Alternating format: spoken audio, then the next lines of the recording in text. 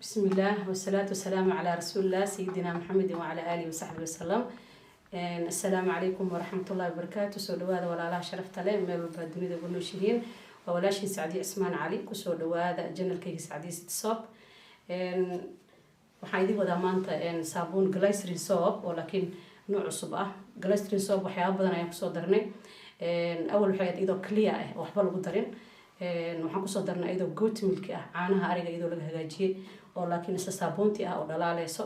waxaan ku soo darnay rice milk caanaha bariiska. waxaan ku soo darnay dacar. waxaan ku soo darnay qajaar. waxaan ku soo darnay shea butter. kulli waxyaabahaas aan sameynaa soo geli doonaa hadduu Ilaahay yiraahdo.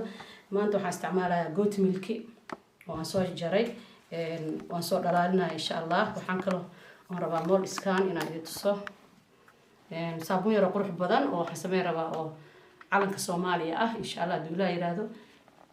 mol scan xidig camal ayuu ku sameynayaa saana la isugu xirayaa laba xab ayuu kala noqonaa laakiin waa si fiican ayuu isku dhex galayaa.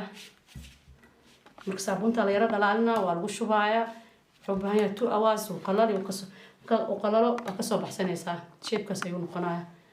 marka jirtid xidiga yar ay ku noqonayaan size-ka waana saas ayuu dheer yahay marka insha Allah. marka saabuunteedii oo goat milk ah caanaha ariga ah soo dhalaalin doona insha Allah. waxaan kaloo isticmaali doonaa kalarka mayka oo asna buluug ah kalarka calankeena insha Allah hadduu Ilaahay yiraahdo. waxaan soo dhalaalinayaa waan isku soo noqonaynaa marka insha Allah markaan soo dhalaaliyo. saabuuntu way dhalaashay waxaan soo qaadaynaa waxaan ku darayaa kalar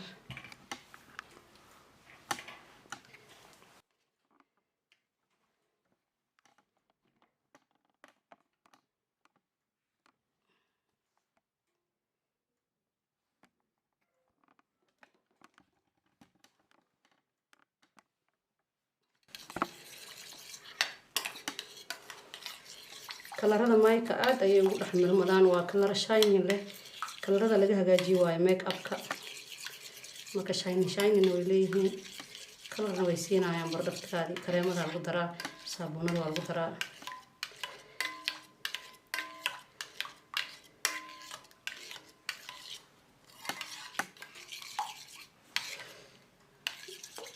buluuga oo calankeena usoo dhawaada rabnaa insha Allah.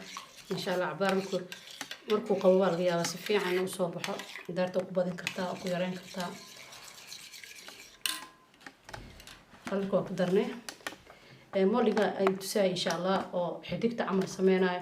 moliga waxyaabo badan loo isticmaalaa shumacyada lagu hagaajiyaa saabuunada lagu hagaajiyaa marka insha Allah shaqo badan ku qaban doonaa hadduu Ilaahay yiraahdo. marka intii la eg waa ku cabiranaysaa moligaada inta sax oo yar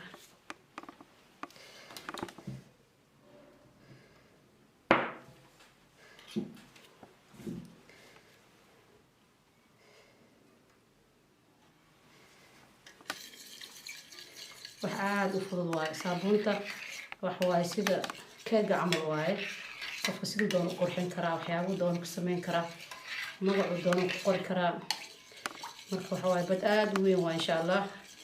intii aan awoodo waxaan jeclahay in aan waxyaabo badan aan ka soo diyaariyo hadduu Ilaahay yiraahdo.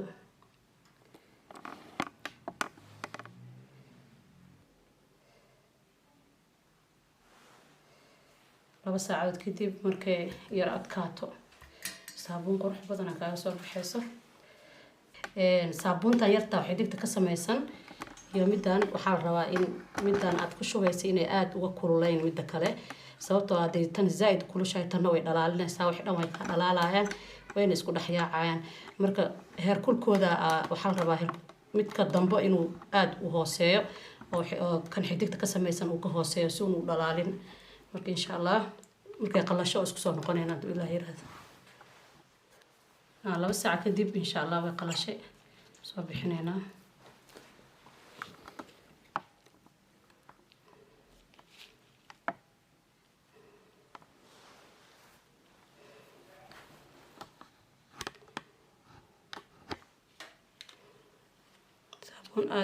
saabuun aad u qurux badan waaye. Marka insha allah ka faa'iideysta, sii sheer gareeya, la wadaaga asxaabtiin.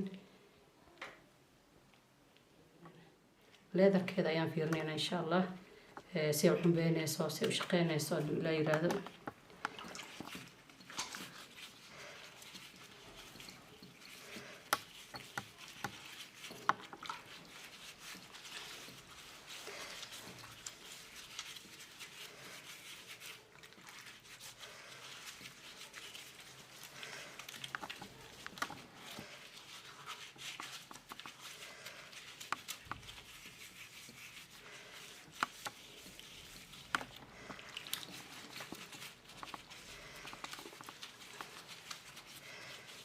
ما شاء الله صابون أدكم بين أسواعي.